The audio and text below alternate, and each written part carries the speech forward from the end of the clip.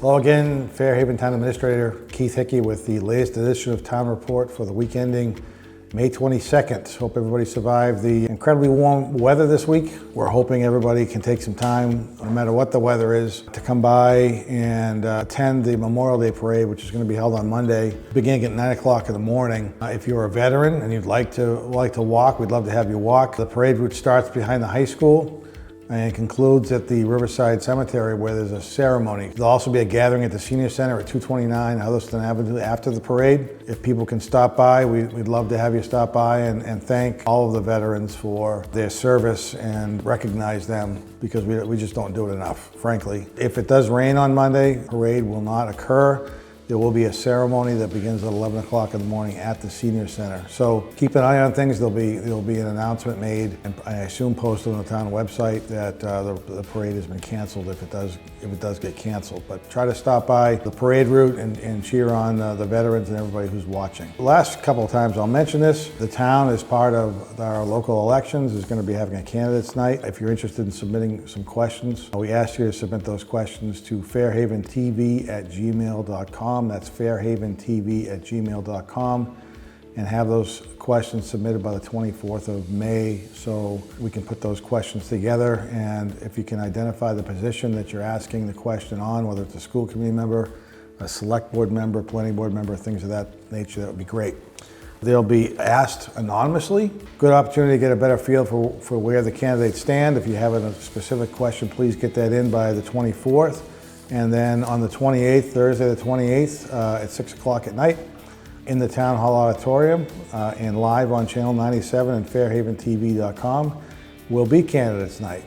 Fairhaven TV does an amazing job at putting this together. I want to thank them for the hours and the efforts they put in to try to get as much information out there on the candidates as possible, so you as a voter have the opportunity to vote on those candidates and have a pretty good understanding about what their stance is on a lot of the important things going on in town. And then lastly, June 9th is our town election. That election will be held from 10 o'clock in the morning to 8 o'clock in the evening at the Recreation Center at 227 Huddleston Ave. So if you have an opportunity to go vote, I hope you can do that. We've got obviously a number of different board and commission openings for you to vote on.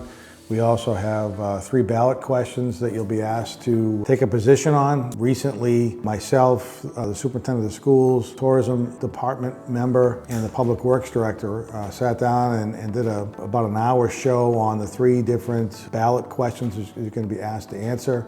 First one is on whether or not to authorize the removal of police and fire employees out of civil service. As a reminder, in 2023, it was brought forward at town meeting. It was approved at town meeting. Prior to town meeting, it had been approved by the police and fire unions.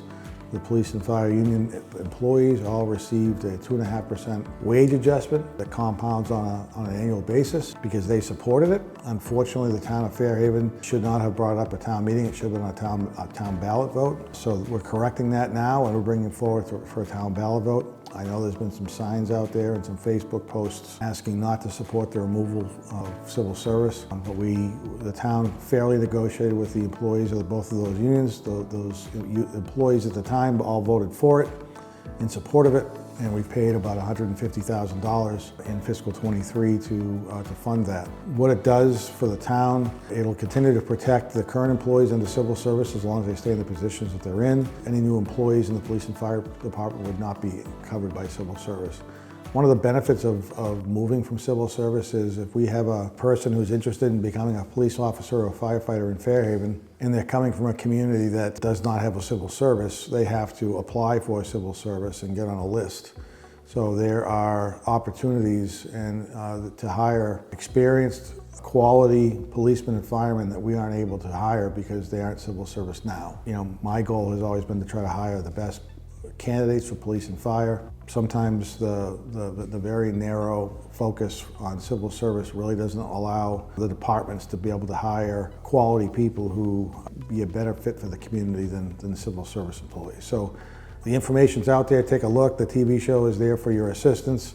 If you have other questions, please feel free to give us a call. But that's the first question. The second question is the override question. There's a request for about $649,000 for an override. Again, we talked about it in the TV show. The override would support the police department, the tourism department, the public works department, and the school department. So again, information is available to you. Ask you to take a peek at it. When you go in the ballot box, you'll know what you're either voting yes or no for. And the last is to adopt a town charter, something that's been in the process now for a few years. Town meeting approved it, the legislature approved it recently, so the final step in getting this town charter squared away is a ballot vote. And what this does is just kind of modernizes and makes sure that all the bylaws in town are consistent with each other and modernizes things a little bit to make things operate a little bit easier. That's a whole lot about the election. We also have a select board meeting on Tuesday the 26th, the day after Memorial Day. We're going to be having the opportunity to pinning and swearing in a new deputy fire chief, Joshua Benoit. Always a really nice ceremony to see the police and fire employees be promoted. Again, if you can come by and support Josh, that would be great. We also have a continuation from a May 11th public hearing, where there's a request from the Artistic Auto Body at 98 Middle Street to increase the number of vehicles from 2 to 40. The public hearing on the 11th was continued because there were some questions about trying to get this in front of the planning board.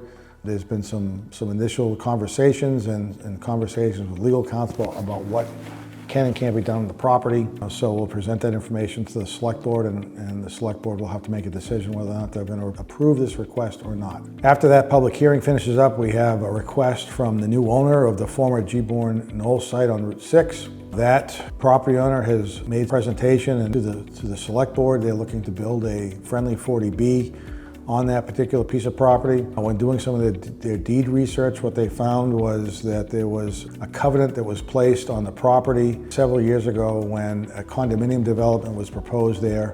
Ultimately, the condominium proposal did not move forward, but the covenant was recorded and it still stands. The covenant restricts any ability to do anything on that property any more than constructing 50 condominium units. So unfortunately, that covenant was placed. What the property owner is asking for is to have the select board and the planning board also discuss and ideally remove that covenant to allow the property to be redeveloped in some manner. May not be the apartment complex, could be something else, but I think that 50 condominium unit covenant is no longer valid and should be removed from the property. So the select board and the planning board would have to do that. They have the authority to do that as part of the covenant, so we'll have those discussions. We have a request by Stephen Silva to be appointed to a 3-year term on the Council on Aging. An appointment of constables of Joseph Latimer, Robert Jones, Lawrence Machado, David Miller, Mylan Whitaker, and Jeff Foisey, and I apologize if I'm mispronouncing your last name. That's what we have on the agenda for the May 26th. I want to thank everybody very much for watching today.